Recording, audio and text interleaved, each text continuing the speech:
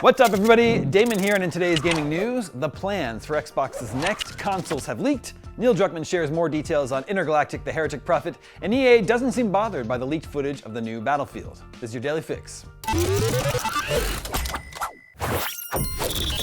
Is Microsoft gonna keep going with the Xbox? Why can't y'all just stay like a service, stop releasing boxes? A new report has outlined Microsoft's video game hardware ambitions. Okay, that might be a good idea. Like do something like the Switch or whatever, but like creating another Xbox, man, why don't you just turn it into a service?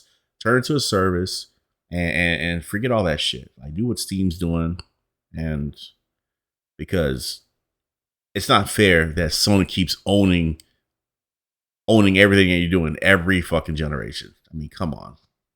Alleging a full next-gen Xbox is set for 2027. Are y'all releasing Forza on PlayStation? Is that shit true? L. And an Xbox-branded gaming handheld is due out later this year. Windows Central reported on an Xbox/PC gaming handheld codenamed Keenan, which is apparently in the works for late 2025, and a successor to the Xbox Series X, now fully in production and due out in 2 years. Microsoft is yet to comment on the report. However, its gaming executives have spoken publicly about both devices in vague terms across various interviews. In January, Jason Ronald, Microsoft VP of Next Generation, told The Verge that the company plans to combine Xbox and Windows experiences together for PC gaming. What's that say at that bottom corner right there? Xbox Series 500? Hell no. You don't buy an Xbox. You get a strong PC, and then you get Microsoft. Wait, where's that at? You get Game Pass. Get Game Pass, which is PC. Make a strong fucking PC. Get Game Pass, and then buy a PlayStation 5. That's it. You don't need nothing else. Why you need an Xbox and then a PC? I don't get motherfuckers that do that shit. That's stupid. Gaming handhelds made by original equipment manufacturers, or OEMs, otherwise known as third-party hardware manufacturers. Existing PC gaming OEMs include Asus, Lenovo, and Razer. Fuck that shit. Keenan does not relate to a first-party Xbox handheld, which Microsoft gaming boss Phil Spencer recently indicated is years away. As for the next-gen Xbox, Windows Central said it is fully greenlit by Microsoft CEO Satya Nadella. The console is reportedly a premium successor to the Xbox Series X, and this console, alongside a first-party Xbox gaming handheld and new controllers, are set to round out Microsoft's console offering in 2027. The suggestion is that Microsoft does not plan to release a direct next-gen successor to the less powerful Series S. Perhaps Microsoft... And don't do that shit ever again, man. If y'all gonna come out with a new generation, don't release two boxes where one is hella weak and shit. Please stop doing that, man. I feel like y'all bottlenecking the entire industry. We got new games coming over the horizon, because then they got to compensate for this little shit box. I mean, excuse my French, but they got to compensate when they make new games for this thing. So they got to dial back in order to make sure that the weaker console, which is the Series S, is a part of the fucking team. It's just release one box, man. Stop playing with us, man. Microsoft expects its handheld to occupy the cheaper, less powerful console space. I hate this box, bro. I hate it. Windows Central expects the next-gen Xbox will be more like a PC than any Xbox before it, and will support third-party storefronts such as Steam, the Epic Game Store, and Good Old Games. Continued backwards compatibility is a given. So yeah, like if you really want an Xbox, man, do not get this Series S. Get the X. An S is a joke, man. Save your money. Get a PC. Get a PC. Get a decent one, and then make sure that like it's upgradable, where you can like switch out the graphics card. That's what it's about, man. It's about the graphics card.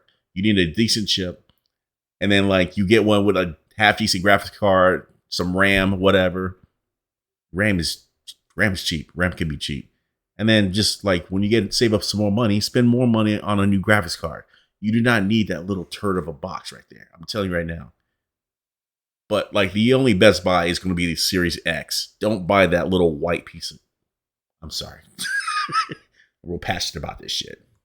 Last year, Xbox President Sarah Bond said Microsoft was moving full speed ahead on our next generation hardware, focused on delivering the biggest technological leap ever in a generation. I'm a little confused as to what a third-party Xbox handheld will be. I do like the idea of a handheld, though. I'm willing to see what that's all about. But I guess we'll find out later this year. Moving on, The Last of Us director Neil Druckmann has shared more details about Naughty Dog's upcoming game, Intergalactic: The Heretic Prophet. In an interview with Alex Garland, the writer of zombie movie 28 Days Later, Druckmann talked candidly about the development process, confirming Intergalactic has been in the works for 4 years, since Last of Us Part 2. He said, "I joke about this with the team. We made a game, The Last of Us 2. We made certain creative decisions that got us a lot of hate. Hey, a lot of people love it, but a lot of people hate that game."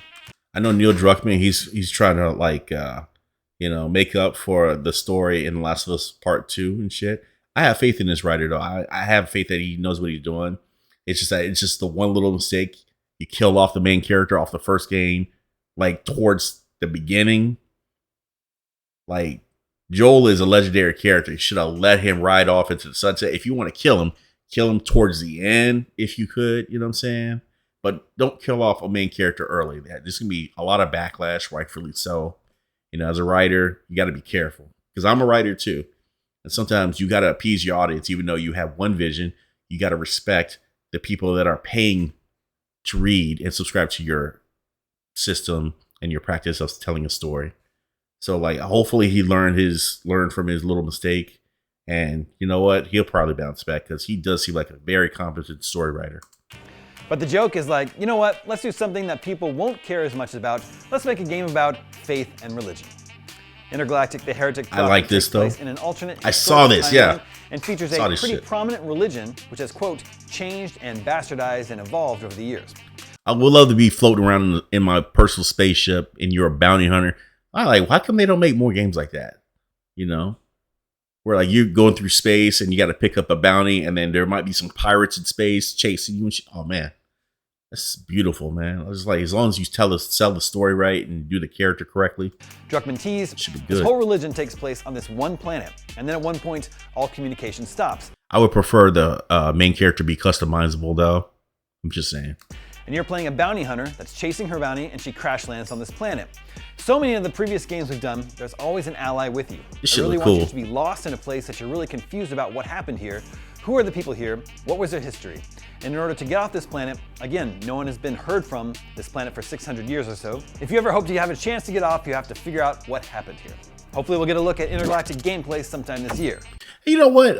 Honestly, like the way we should do main characters nowadays, everybody's all about identity and shit like that. Why don't we have a main character? Like if you're not gonna make the main character, like you're unable to design your own character, why not just make him a mask, faceless, like a Master Chief or a Din Djarin, something like that, man. I mean, like this right here. I mean, people are heavy into politics. People seem to be triggered by it and stuff. Why can't we just focus not on the character's face, aesthetics, but just focusing on what the character is all about?